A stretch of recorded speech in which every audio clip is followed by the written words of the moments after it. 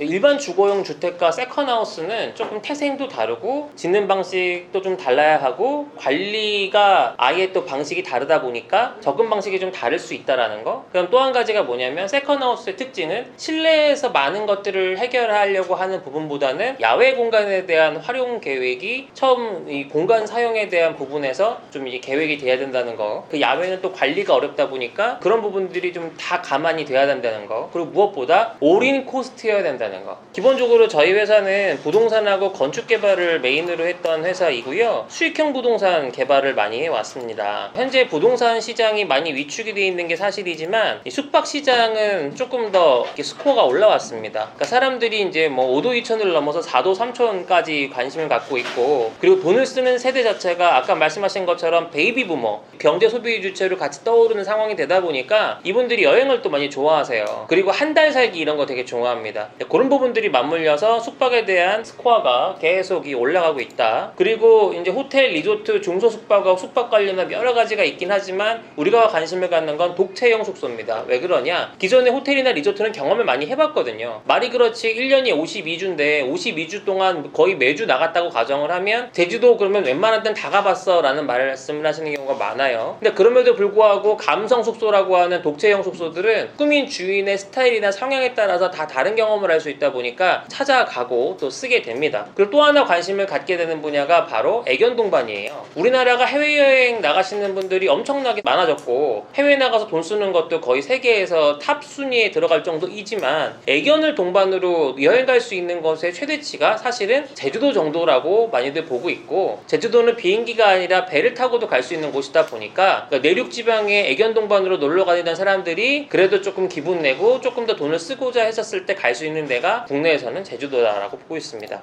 에어비앤비나 펜션이나 캠핑이나 이런 것들을 사업을 한다고 가정했을 때 대부분 시작하는 과정에서 건물이 필요합니다. 근데 지어놓은 건 대부분 뭐가 있을까요? 잘 지어진 건 권리금이 있고요. 그리고 싸게 살 수 있는 건 장사가 안 되는 집입니다. 그러면 그 집을 손보는데 더 많은 어려움이 생기는 경우가 많죠. 그러다 보니까 기본적으로 이런 걸 창업할 때 세 가지를 체크하셔야 됩니다. 첫 번째, 사전 투자 비용. 두 번째, 공사 기간. 세 번째, 유지 관리. 실질적으로 이런 것들을 할 때 한 8개월 정도는 잡고 가야 합니다. 근데 문제는 뭐냐? 이런 단지형 사업장에 들어갔을 때 나는 공사가 끝났는데 옆 회사가 공사를 시작하고, 옆에는 끝났는데 또 옆에서 시작하고, 명확한 관리 주체가 없는 상태에서 비즈니스를 하다 보면 모든 단지가 공사가 끝날 때까지 원만한 운영이 되는 건 상당히 어렵겠죠. 내가 워케이션 하려고 쉬려고 힐링하면서 일하려고 갔는데 계속 공사하고 있으면 좋지 않겠습니까? 그래서 기존의 단지들이 사업이 잘 안 되는 거예요. 왜? 분양이 계속 이루어지고 있다 보니까 정리정돈이 잘 안 됩니다. 근데 이제 여기 스마트탑 빌리지 같은 경우는 관리 주체가 명확하고 시작점과 끝점을 전체적으로 한 번에 핸들링해서 들어가려고 하는 상황이다 보니까 마무리가 되면 누구라도 편하게 쓸 수 있는 그런 환경이 됩니다. 그런데 이런 것들이 제주도에서 공사를 할 때는, 현장에서 공사를 할 때 아무래도 좀 복불복입니다. 일단은 이제 인력을 구하는 것도 있지만 품질 관리가 명확히 안 되는 경우가 많아요. 제주도에서 건축 경험이 있으신 분들은 알 겁니다. 그래서 모듈러가 실질적으로 사람들로 하여금 관심을 갖게 하는 분야예요. 모듈러를 하는 회사는 많습니다. 일반적으로 하는 회사랑 저희랑 뭐가 다르냐? 저희는 원래 일반 건축을 했던 사람들이 모듈러를 같이 하고 있는 상황이다 보니까 모듈러의 단점에 대해서 충분히 극복할 수 있는 방안을 일반 건축의 방법에 접목을 해서 풀어가고 있는 회사다라고 생각하시면 될 것 같고, 그리고 무엇보다 가장 중요한 부분은 뭐냐면, 제가 만약에 여기 있는 커피숍을 시작했다고 치자고요. 아메리카노의 레시피를 받아와가지고 아메리카노를 타서 줬어요. 그러면 뭐를 보겠습니까? 손님의 반응을 볼 거 아닙니까? 이 아메리카노를 이렇게 딱 마셔보고 똑같은 걸 계속 주문하는 사람들이 많을지, 산미가 좀 강한데 줄여달라고 하는 사람이 있을지, 아니면 원두를 바꿔보라고 하는 게 있을지 안정화되는 기간이 필요할 거 아닙니까? 저희 같은 경우는 그게 좀 장점입니다. 모듈러가 나와서 이미 설치가 됐고 사용자의 피드백을 받으면서 부족한 부분들을 계속 보완을 해서 어느 정도 안정화된 단계의 모듈러를 본다. 모듈러가 공장에서 생산하는 제품이라고는 하지만 가장 취약한 게 품질 관리이고요. 무엇보다 우리나라에서 하는 모듈러는 똑같은 모델을 수백 채 수천 채 파는 게 아니라 공장에서 발주를 하면 원하는 디자인을 계속 받아가지고 바꿔주다 보니까 금액이 더 비싸지는 경우도 많습니다.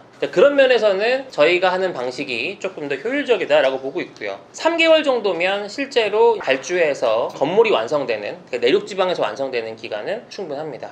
이제 이게 지금 저희 방이동에 있는 이제 하나의 샘플인데요. 저희가 이제 건축박람회에 가져 나가려고 이동을 하는 과정을 이해시키려고 제가 갖고 왔어요. 이거는 길이가 11.5m이고 완성되어 있는 건물을 크레인이 들어서 저상 트럭에 싣고 움직이는데 싣는 시간도 뭐 한 2시간이면 충분히 가능하고, 그리고 이것을 이제 움직여서 현장에 세팅해서 내려놓는 시간도 한 2시간. 그러니까 상차와 하차가 하루에 다 이루어질 수 있는 그런 되게 용이함을 갖고 있습니다. 그러니까 말씀드리고 싶은 핵심은 뭐냐면 완성품으로 움직이는데 농막처럼 작은 게 아니라 농막 2개 이상을 붙여놓은 거대한 사이즈지만 이 교통복잡하고 길이 막 어려운 이 서울에서도 이렇게 바로바로 이렇게 설치가 돼서 움직여서 한다. 그래서 제가 말씀드리는 게 뭐냐면 실질적으로 어떤 이런 이제 세컨하우스를 한다고 했었을 때 낮은 사전 투자 비용, 짧은 공사 기간, 유지 관리가 쉽다라는 측면이 장점이라고 생각을 합니다. 통상적으로 이제 모듈러라는 말을 들어보신 분들도 있고 처음 듣는 분들도 계실 텐데, 레고처럼 집을 짓는 방법이라 그래서 사람들이 많이 좀 관심을 갖고 있는 공법이고, 이제 앞으로 미래 건축의 유형으로 사람들이 이렇게 보고 있습니다.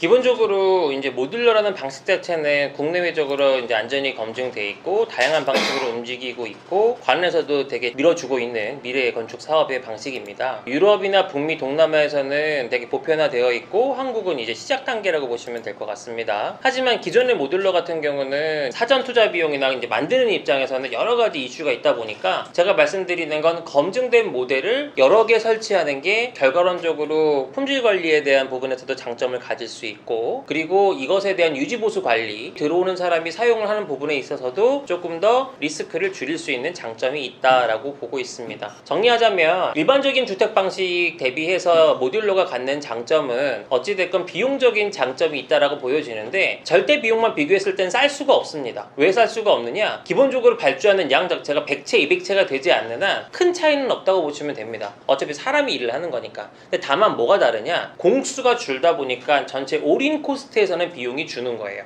기본적으로 하나 끝나고 하나 하고 방식이 아니라 한 팀이 들어와서 한 공정으로 쭉 가고 그 다음 팀이 들어와서 그 다음 공정으로 쭉 가고 하나 바이 하나보다는 시간이 줄어드는 거예요. 그래서 비용이 절감된다라고 말씀을 드리는 겁니다. 또 하나, 부품이나 이런 것들을 표준화해서 사용을 하다 보니까 여기에서 사용하다 문제가 생기면 바로 대응할 수 있는 이제 여분의 제품들이 있는 거죠. 그게 일반 건축을 했었을 때는 다시 매뉴얼로 해야 되는 것과 좀 다릅니다. 그래서 저희 같은 경우는 모델 하나를 개발을 할 때 1년에서 2년 정도를 투자를 해서 모델의 프로토타입을 만들고 현장에 샘플로 설치를 해보고 사용자의 피드백을 받아가면서 보완을 하고, 그래서 이제 밀양에 있는 주택도 저희가 설치한 지 1년 정도의 충분한 피드백을 받고 수정 보완을 해서 이제 올해 말에 여기도 이제 영업을 시작하게 됩니다. 그러니까 건축이라고 하는 거는 예전에는 이제 설계사가 있었고 또 시공사가 있었고 그리고 이 모든 것들을 관리하는 사람이 또 있어서 진행이 됐다라고 하면 요즘엔 완성된 제품을 내가 골라서 설치를 하는 방향으로 되게 가벼워지고 있다. 그리고 비용적인 면에서도 아까 말씀드렸던 것처럼 하나를 설계해서 짓는 방식이 아니라 전체적인 계획을 갖고 비용을 절감할 수 있는, 그러니까 쉽게 이해하시면 공동구매 같은 거예요. 이게 한 사람이 왔을 때 받는 비용이 하루 일당이 8시간 동안 일하고 받는다라고 하면 일을 하나 했을 때 3시간이 걸리든 4시간이 걸려도 일당은 하루치를 받는데, 동시에 일을 할 때는 어떻게 되겠습니까?